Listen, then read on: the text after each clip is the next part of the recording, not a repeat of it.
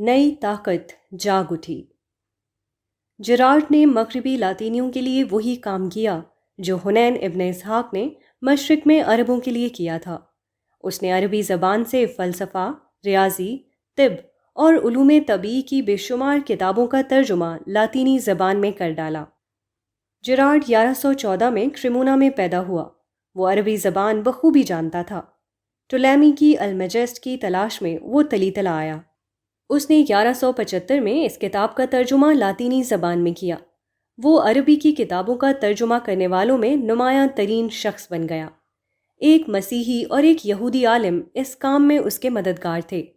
اس نے یونانی اور عربی علوم کے دروازے پہلی بار مغرب کے لیے کھول دیے۔ اس کے بعد دوسرے بہت سے افراد پیدا ہوئے جنہوں نے اس معاملے میں اس کی تقلید کی۔ ڈاکٹر میکس کے الفاظ میں وہ یورپی دنیا میں عربیت کا بانی تھا۔ علم طب میں جرارڈ نے بقراط و جالینوس کی کتابوں، حنین کے تقریباً تمام ترجموں، الکندی کی تمام تصانیف، بو علی سینا کی ضخیم قانون اور ابو القاسم زہراوی کی کتاب جراحت کا ترجمہ کر دیا۔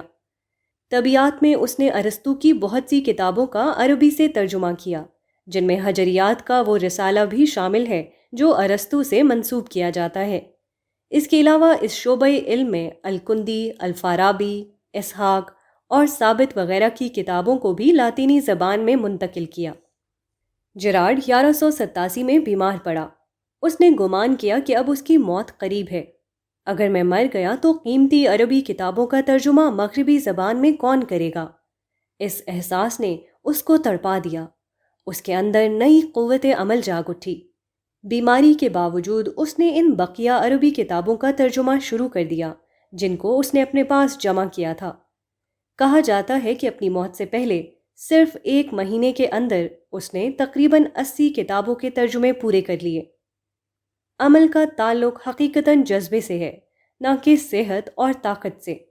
اگر آدمی کے اندر کسی کام کی آگ بھڑک اٹھے تو اس کام کو وہ ہر حال میں کر ڈالتا ہے، خواہ وہ بستر مرگ پر ہو، خواہ اس کے ظاہری حالات کسی طرح اس کی اجازت نہ دیتے ہوں۔